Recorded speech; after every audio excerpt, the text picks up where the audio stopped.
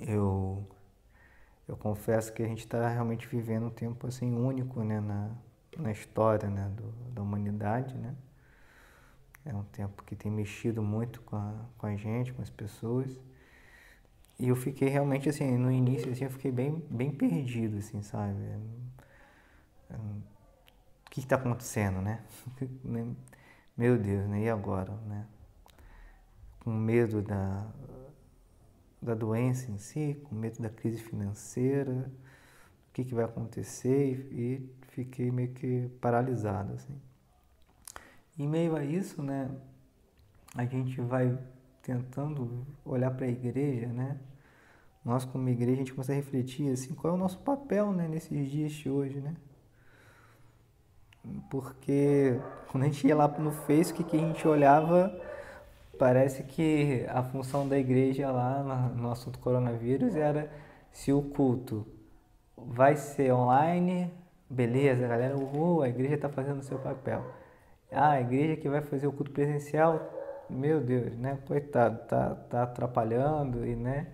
E taca ali crítica e tal. E de fato, né? Não é viável, né? Aglomerações nesse período e tal. Mas assim, o assunto de igreja coronavírus basicamente estava se resumindo a isso, né?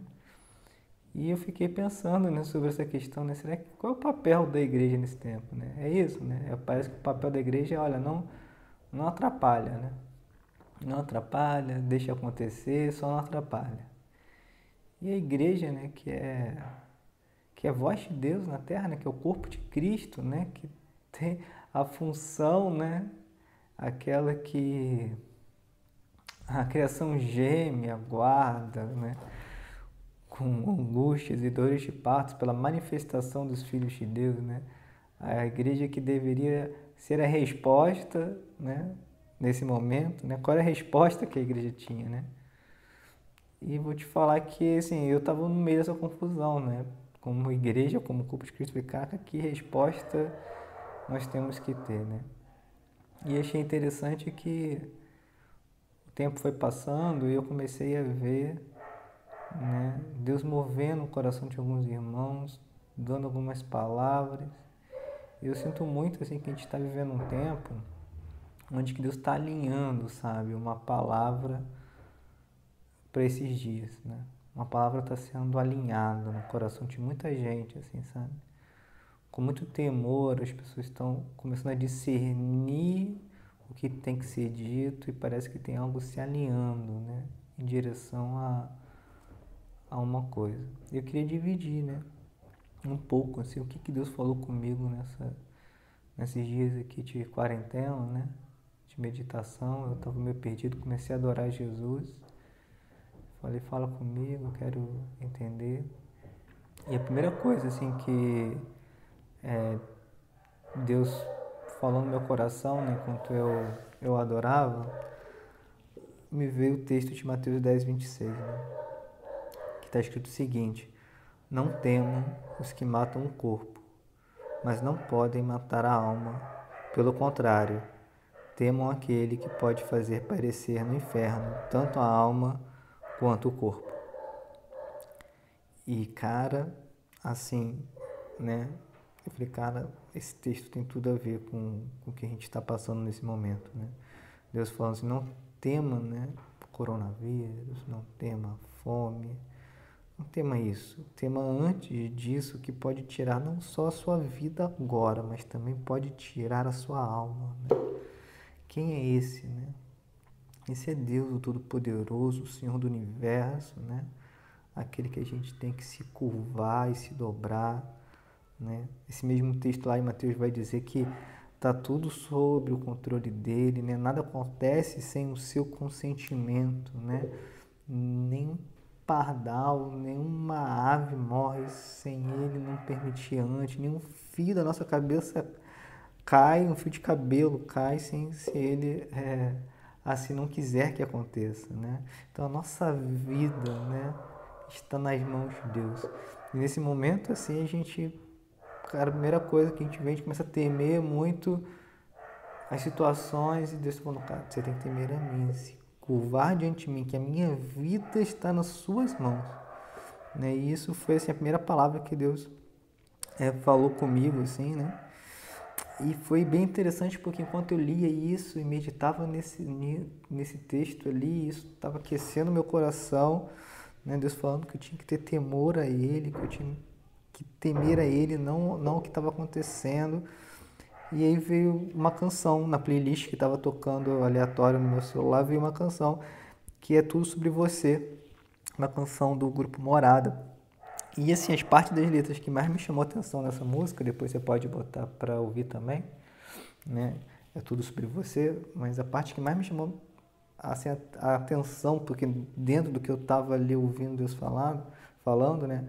É a parte da letra que fala o seguinte, né? Primeiro, a música começa assim, né? A porta da casa mais simples, que o anjo da morte não entra, a entrada que corre para o mar, o vento que abre o caminho é você, né? É a porta da casa mais simples que o anjo da morte não entra. Quer dizer, o lugar de segurança, o nosso lugar de abrigo é no Senhor, é o Senhor.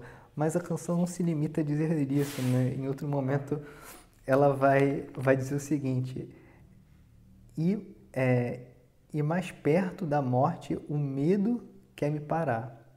Então me tira o medo que me faz dizer, Moisés, suba em meu lugar. Me faz entender. Entender o quê? Que a tempestade é você, que a chuva forte é você, o vento forte é você e que me faz tremer as pernas, né? Ao mesmo tempo que Deus é segurança, Ele também é a tempestade, Ele também é o vento forte e isso deixa a gente com a perna tremendo, né? E quanto eu estava lá meditando sobre Mateus 10, que eu tenho que temer ao Senhor, vem essa canção que diz, ó, sou eu ouvindo, sou eu, né? Isso é minha mão, está sob o meu controle. Eu sou o lugar de segurança, mas eu também sou a tempestade, né? E eu falei, caraca, cara, tipo, isso mexeu com o meu coração. E é engraçado que ali, né? É doido, né? Ao invés de eu sentir medo, comecei a sentir uma segurança. Que Ele está no controle de tudo, né? Ele tem a minha alma, Ele tem a minha vida, Ele tem tudo nas suas mãos. Isso começou a eu olhar para essa situação de outros pontos, né? Em meio a isso, comecei a ouvir outros irmãos falando coisas também nessa mesma linha, nessa mesma direção, e aí a gente vai entrando num lugar assim, de muito temor, né? Do que Deus tem feito nesses dias, né? O que Deus quer fazer conosco nesses dias. E aí, passando mais uns dias, uma outra palavra que veio no meu coração é uma que tem tudo a ver com esses dias, que é 2 Crônicas 7,14, né? Lá vai tá escrito, né? Em 7,14 está assim: se o meu povo que se chama pelo meu nome se humilhar e orar e buscar a minha face e se afastar dos seus maus caminhos, dos céus ouvirei, perdoarei os seus pecados e curarei a sua terra. E a gente lê isso, né, em nossos olhos, né, nossos ouvidos, vai logo ali no curarei a sua terra, né, né, é o que a gente quer, né? Mas antes disso tem, né, se humilhar, orar, buscar a face de Deus, se afastar dos maus caminhos, né, se arrepender com frutos de arrependimento, né? Então Ele vai ouvir, vai perdoar. Mas, e aí o interessante disso tudo, né, esse texto que a gente conhece muito, né, quantas vezes a gente já não declarou isso, mas o versículo 13 coloca ele num contexto muito forte com os nossos dias de hoje. Esse texto, ele completo, ele é assim, olha só. Se eu chamar, se eu, desculpa, vamos lá. Se eu fechar o céu para que não chova, ou mandar que gafanhotos devorem o país, ou sobre o meu povo eu enviar uma praga. Se o meu povo, que se chama pelo meu nome, se humilhar e orar e buscar a minha face e se afastar dos seus maus caminhos, dos céus eu ouvirei e perdoarei o seu pecado e curarei a sua terra. Esse texto começa falando como se eu enviar uma praga, né? E aí fica forte, né? A gente olhar para toda a situação e pensar, será que é isso mesmo? Será que é Deus, né, que está vindo com juízos sobre a humanidade, sobre a sua igreja? Será que esse é o juízo do Senhor sobre nós? E o que acontece? Tem muitas pessoas já discernindo isso, né? É algo difícil de você afirmar, né? Porque é pesado, né, você afirmar isso, né? Será que essa palavra desses anos atrás ainda serve para o nosso tempo de hoje? Será que né, o Deus amoroso, ele está vindo no momento agora com juízo sobre a gente, nos chamando, nos convocando para um tempo de humilhação e arrependimento? Será que é isso que é o nosso papel nesse tempo? Então, assim, nessa situação que a gente está, né, de uma doença, né, que se espalha e mata, é, a Bíblia dá espaço para a gente pensar que isso é juízo de Deus, mas ela também dá espaço para a gente ver que é outras coisas, né? Então, assim, existem possibilidades, né, dentro. Então, a gente precisa, assim, refletir sobre esse texto, né? E, assim, eu separei, assim, 3 pontos, assim, de cara, só para tentar testificar que, assim, isso é para o nosso tempo, né? A primeira coisa, assim, que eu observo é que, de fato, a história da humanidade, ela se repete. A gente vive em ciclos, né? As coisas voltam a acontecer, né? Quem estudou história, quem lê história, sabe que vários momentos da história vão se repetindo, né? A gente já viveu por pandemias, por problemas assim. A gente, ou em outras horas, né? A igreja cai no mesmo pecado, ela começa a se reestruturar, ela se reaviva, de repente ela volta para o mesmo lugar. E a gente vai vivendo ciclos. E se a gente vive ciclos, então quer dizer que uma palavra que foi dita lá atrás pode se encaixar de forma perfeita e exata com o nosso momento de hoje, né? Então isso é um ponto que a gente tem que levar em consideração para poder afirmar que essa palavra é para esse tempo. Outra questão, né? Quando a gente olha para a situação, né? Esses dias, cara, não tem como, a gente tem que se informar, a gente tem que olhar o que a ciência está falando, o que as notícias estão falando, mas isso não é para direcionar a gente, né? O que vai acontecer? O dia de amanhã, as previsões, elas têm que ser tidas no Senhor. Mas a gente tem que observar o que está acontecendo. Eu tenho observado, né? O que a ciência está falando, quantas pessoas têm morrido, como que está acontecendo, isso a gente tem que observar. Mas a percepção do que vai acontecer, a gente tem que buscar isso em Deus, tá? Não pode ficar só na comunicação. Mas nessas questões aí, né? Observando a ciência, quando a ciência fala de como surgiu o coronavírus, né? Não coronavírus, né? Que esse coronavírus é o vírus antigo, né? O Covid-19, né? Que tem esse nome aí. Como é que ele surgiu? Ele surgiu, né? A ciência, essas teorias de conspiração, né? Que são engraçadas, né? Que surgem aí. Parece que a galera do WhatsApp saca mais do que a galera da CIA, né? E aí descobre as coisas assim, né? Mas os cientistas, né, estudando o DNA do vírus, já descartaram a hipótese desse vírus ter sido criado por homens, né? Então não foi um homem que criou esse vírus. Isso eles já descartaram a ciência, já 2 mais 2 é 4. Então, tipo assim, esse vírus foi criado naturalmente. E eles conseguiram descobrir isso estudando o DNA. Então, tipo assim, o vírus foi criado naturalmente, eles não sabem exatamente o ponto de mutação dele, se foi num animal ou se foi num humano, dentro de um humano, não conseguiram provar, mas foi uma mutação criada de forma natural, né? Eles conseguem rastrear isso, né? E aí a teoria mais próxima é que tenha sido no morcego, né? E o povo lá da China, daquele lugar, tem um costume de comer morcego vivo. E, né, dá a entender que isso possa ter gerado o vírus, mas o que é interessante é que esse povo sempre fez isso. Sempre teve esse costume, né? E justo agora, 2020, né, 2019 para 2020, pum, essa mutação acontece, esse vírus se espalha. Então, foi algo natural. Então, assim, isso é um ponto para a gente olhar com esse vírus com olho diferente. Não é um vírus criado pelo homem, né?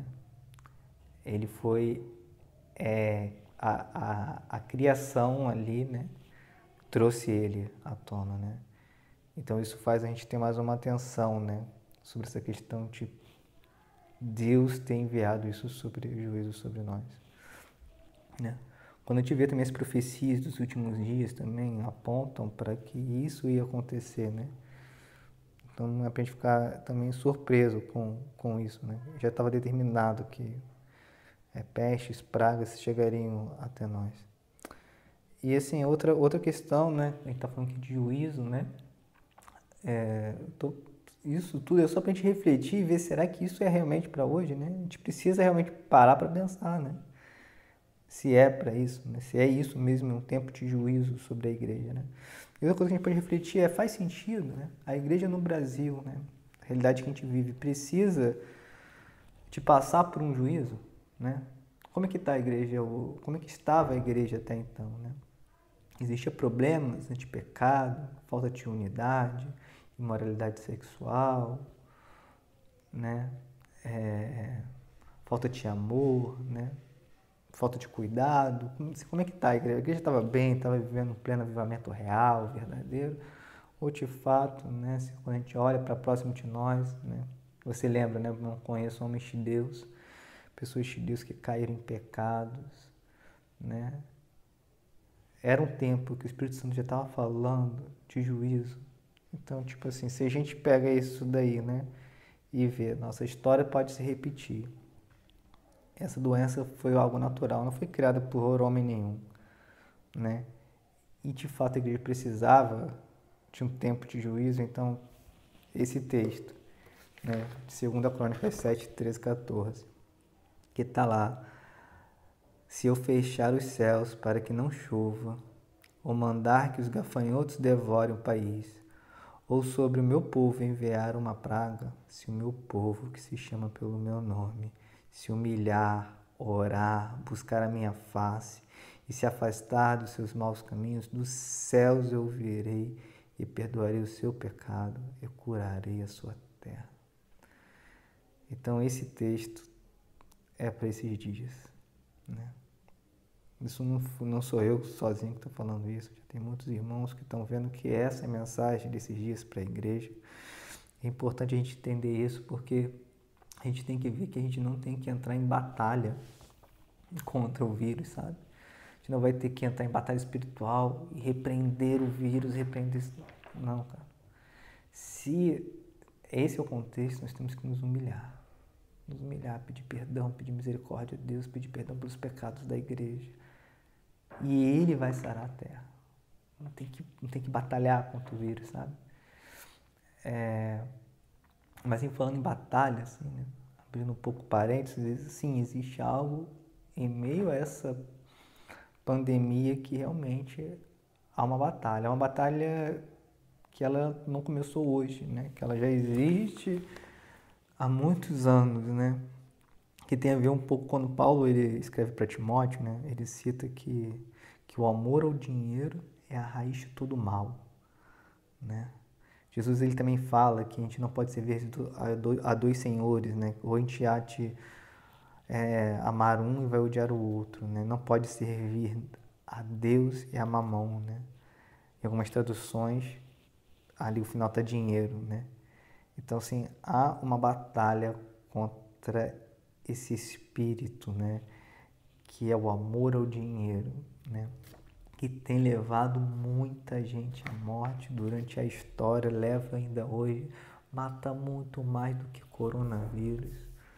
E essa batalha talvez ela tenha se esquecido no meio de nós, tal, mas ela sempre estava ali, né? Ela tava ali matando gente na África de fome, né? Morrem milhões de crianças morrem por ano de fome na África. E pouco a gente acaba percebendo disso, né? Na história, quando escravizaram também ali o povo na África, muitas pessoas morreram ali, foram muitas mortes porque por amor ao dinheiro, né? O negro virou um produto a ser comercializado, né?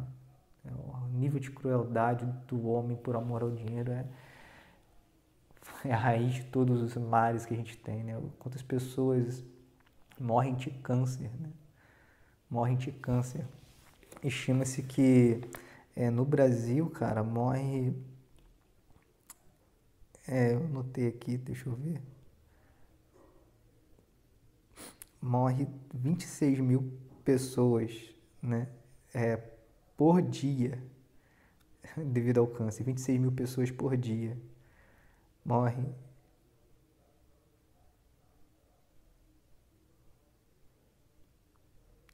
Ah, tá, vamos lá, corrigindo aqui. Corrigindo, eu falei que no 26 mil pessoas morrem por dia de câncer no mundo, né? E parte dessas mortes acontecem porque há um amor ao dinheiro grande envolvido aí nas indústrias, né? Da manutenção do câncer, que dá muito dinheiro para muita gente. Então, tipo, se muita gente morre de câncer hoje, é muito mais do que morre de coronavírus, porque existe um amor ao dinheiro.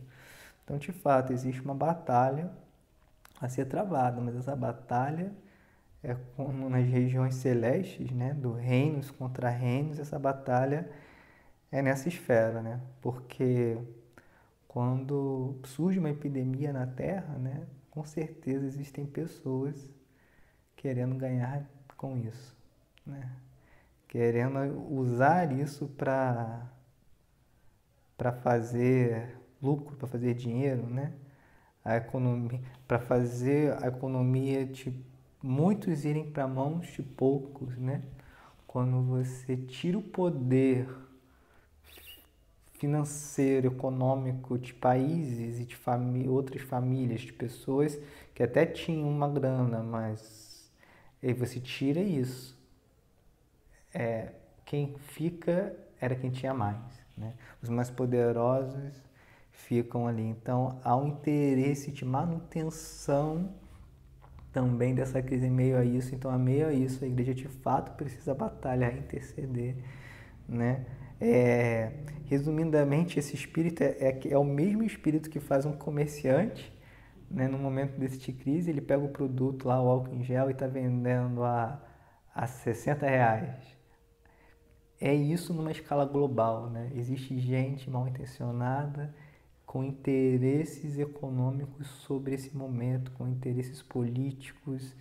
E esse mal a gente precisa realmente interceder para que Deus venha envergonhar, venha mudar, venha frustrar o plano do maligno, né? Ali sim existe uma batalha nesse tempo, mas não existe uma batalha contra o vírus.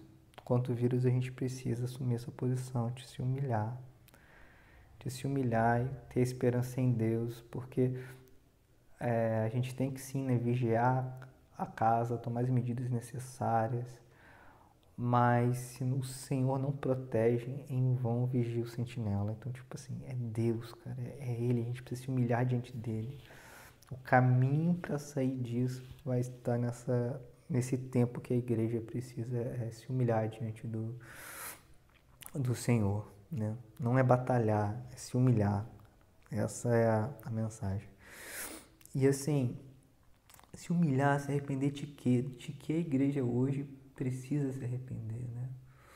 Onde eu entro nisso individualmente, onde que coletivamente, né, a igreja precisa entender o que a igreja precisa ver, né? Eu acho que, como a gente falou, né, que a humanidade vive, né, em círculos, né? Lá atrás, nas escrituras, em Apocalipse, é uma carta, né, para 7 igrejas, né? E ali há uma referência de alguns pecados que a igreja precisava se arrepender. Então, se a gente anda em círculo, cara, com certeza esses mesmos pecados, eles estão rondando hoje, assim, a igreja no Brasil. Assim. E eu vou falar, assim, o que eu percebo, né? Depois eu vou falar também de mim e tal, mas eu vou falar de cara o que eu percebo dentro dali em Apocalipse, né? O que a igreja precisa se arrepender, né? O que a gente precisa é orar como igreja, como um corpo só, e clamar e pedir perdão por isso, né? Às vezes é coisa que mas eu nunca fiz isso, né? Mas a gente é um corpo só, então como igreja a gente ora, se arrepende, pede perdão. E o que está lá em Apocalipse, né? O que a gente pode ver? Eu não vou fazer um estudo aqui de Apocalipse 2 e 3, nem vou citar qual que era o nome da igreja. Depois você pode ler com calma, você vai ver que bate aqui esses pontos ali que vai se passando, né?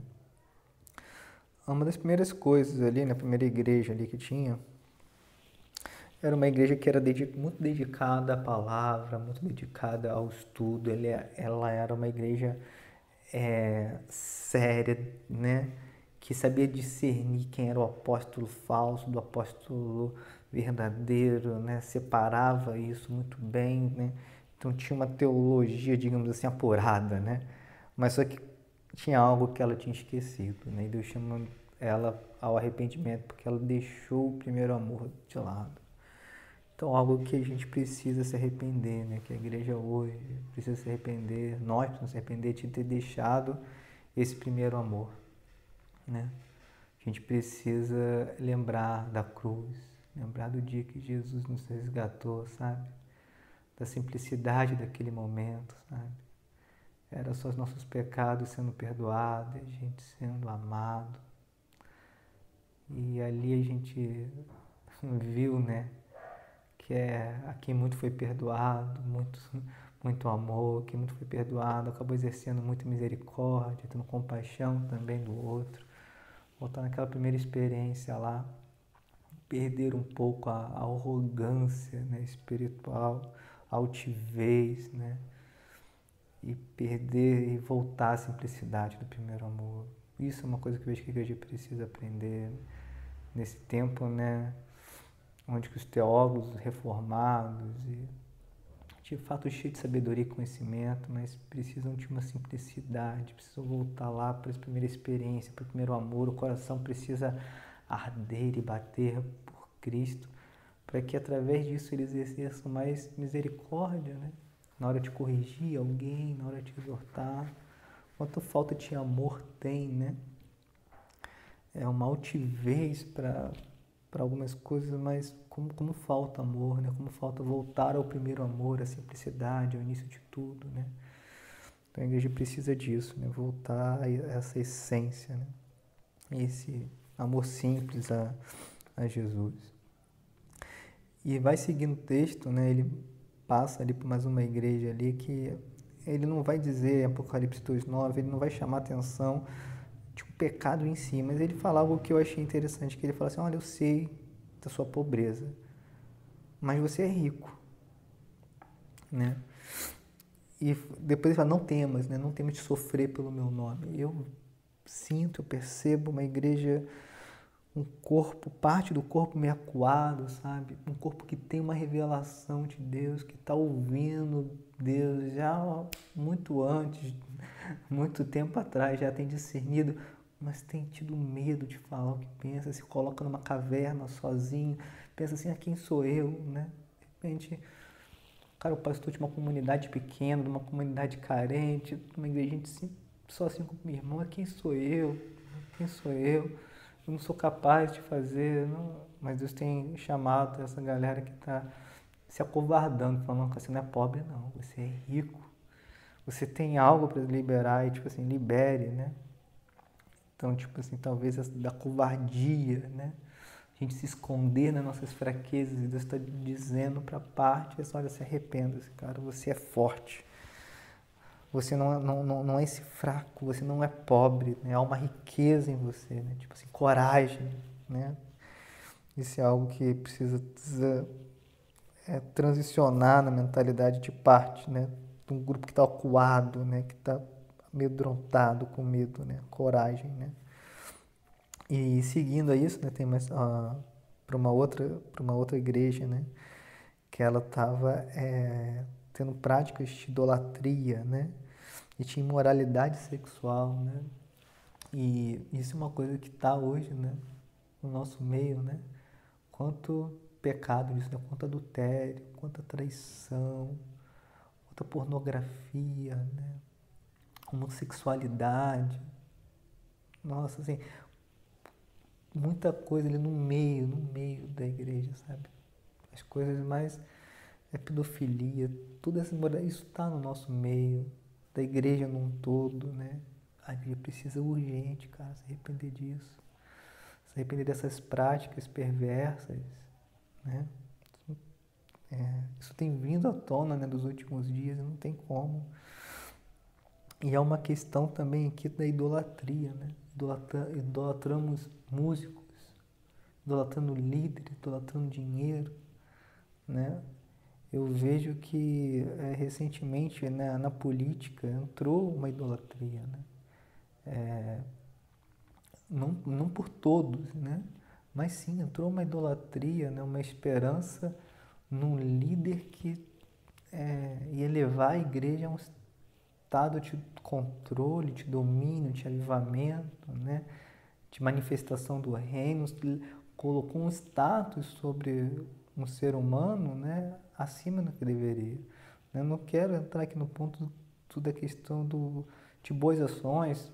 Cara, pode ser que ele realmente tenha feito boas coisas, né? De fato teve boas ações no governo, né?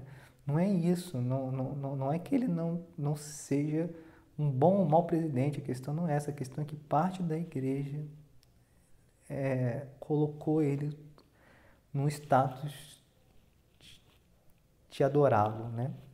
De perfeito, né?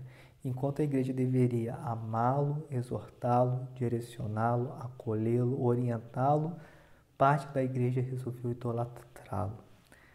E isso tem ficado claro, acho que nos últimos dias, né? Quando o peso da mão vem, parece que os olhos vão sendo abertos. E acho que esse pecado a igreja precisa se arrepender, né? Né? Não é uma questão política isso, tá? Entenda bem essa questão, né?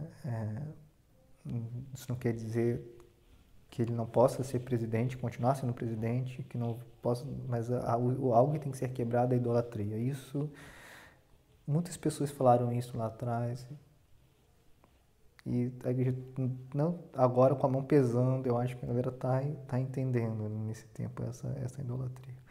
Para essa mesma igreja, né, problemática ali, ela tinha um outro problema que era a obra dos nicolaítas, né? A palavra nicolaítas tem um significado interessante, que Nico significa conquistar, né? E laíta significa pessoas, né? Juntando a palavra significa conquistar pessoas, dominar pessoas, né? Era um povo, era uma seita dentro da própria igreja que levava as pessoas a serem idólatras, a práticas imorais, mas elas tinham como base isso, controlar, exercer domínio, né? E isso, né, eu acho que quando eu falo dos nicolaítas ali, a palavra é o que é o problema, né? Uma igreja que está querendo exercer o controle sobre as pessoas. E nunca foi função de nenhum líder cristão exercer domínio, exercer controle sobre o outro, né? Um líder ele tem que ser um mordomo, um servo, né? Cristo é o cabeça, né? Ele é o rei, ele é o dono. E algumas pessoas, alguns líderes começaram a querer controlar massas, dizer às pessoas o que elas devem fazer, como que elas devem fazer, e dominando, e subjugando e controlando, né? Isso está acontecendo na nossa cidade, isso está acontecendo no Brasil, e isso precisa, sim, de profundo arrependimento da liderança. Dos que se aceitaram também subjugar a isso, porque talvez, né, ser controlado é bom, né? Tira um pouco a responsabilidade. Então, é necessário a igreja se arrepender sobre isso, né? Outra questão aqui para outra igreja, lá no 2,14, ele vai falar assim, olha, você tolera Jezabel, que se diz profetiza, né, e leva as pessoas para a imoralidade sexual. A imoralidade sexual a gente já falou, né? Só que aqui um outro problema é a tolerância, né? A tolerância de alguém que era destaque, que se diz profeta, né? Mas não é. Ou alguém, né? A tolerância de alguém que se diz ministro, que se diz pastor, que se diz profeta, mas não é. Você tolerar essa atitude, né? Vamos esconder, vamos abafar esse caso.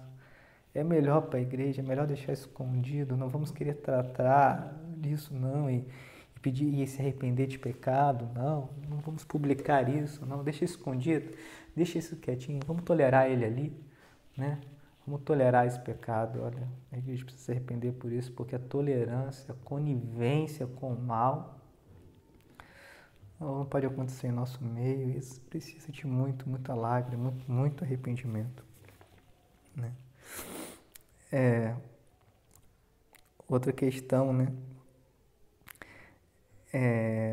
Lá em Apocalipse 3, já no outro coisa, ele vai citar uma igreja que tem fama de estar viva, mas que na verdade está morta. Você tem fama que vive, mas na verdade está morta.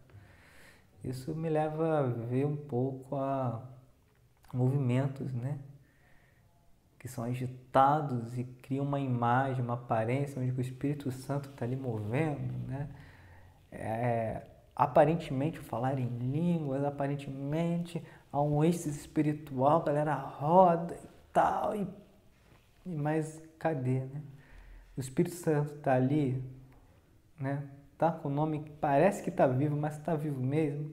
Quando a gente vê para a obra, para o fruto daquilo, não tem arrependimento, não tem mudança de caráter. A comunidade está vivendo cheia de pecado, cheia de podridão. Isso é o que? É uma igreja que tem nome, que está viva, mas na verdade ela está morta. Ela está morta, né?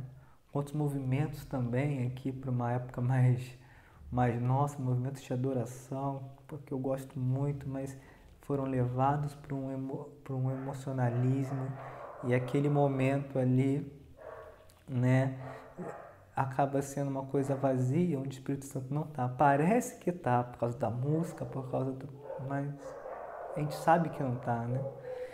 E um exemplo assim é recente, cara, disso, né? Dessa questão assim de algo que está vivo está morto. A gente teve o Descende, né? Esses dias no Brasil. Eu não vou falar mal do evento, não, porque no geral ele ensinou princípios muito bons para a igreja nesses dias, né? Princípios de oração, princípios de jejum, né? Incentivou as pessoas a adotar a criança. Quantas coisas boas foram ministradas ali e tal. Foi um bom evento, né? Mas naquele evento, muitas pessoas levantaram a voz ali e falaram: estamos no avivamento, nós estamos vivendo um avivamento no Brasil, tal.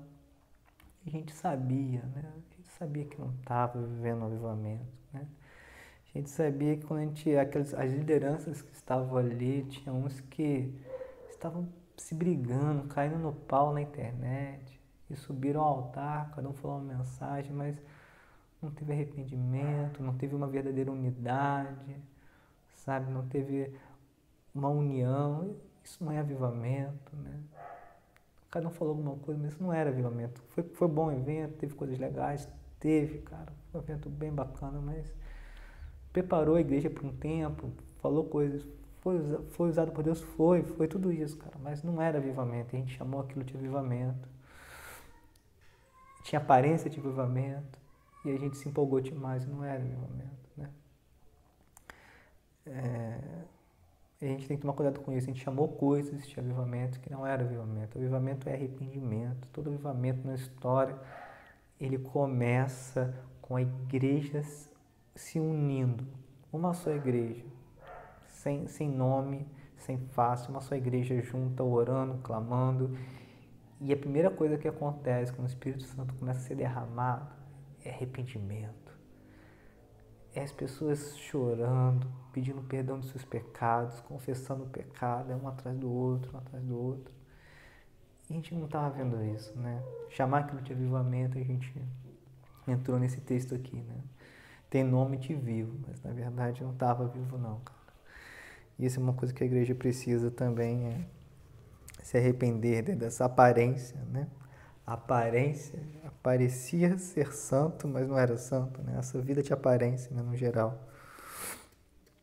Outro texto que vai falar aqui fala do que quando você, né, porque você é morno, nem frio nem quente, estou a ponto de vomitá-lo da minha boca. Você diz estar rico, adquiri riquezas e não preciso de mais nada. Não reconhece, porém, que é miserável, digno de compaixão, pobre e cego, e que está nu, né? Aqui fala de uma parte da igreja que ficou plena, ficou satisfeita, tem tudo que eu preciso, né? Foi abençoado, estou próspero, não preciso mais nada.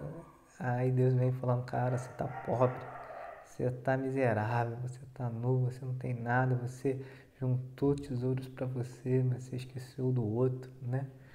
Essa teoria da prosperidade, né? Deixou a galera, tô tranquilo aqui, foi abençoado. Não, cara, você foi chamado para dividir, né? Então esse egoísmo que a igreja viveu, a igreja esqueceu do pobre, esqueceu do necessitado, esqueceu, né, das comunidades carentes, né?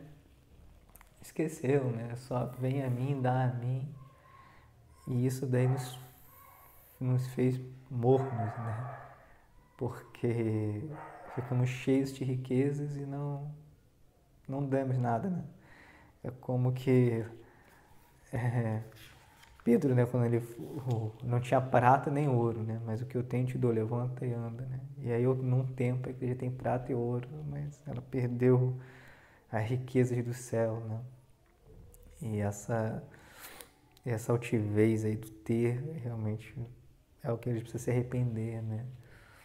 Ter esquecido do pobre, né? Ter esquecido da viúva, do órfão, né? Isso é algo que a igreja também precisa se arrepender. Assim, isso são só colocações, né? Lendo Apocalipse, eu creio que esse é um tempo que se encaixa tudo isso.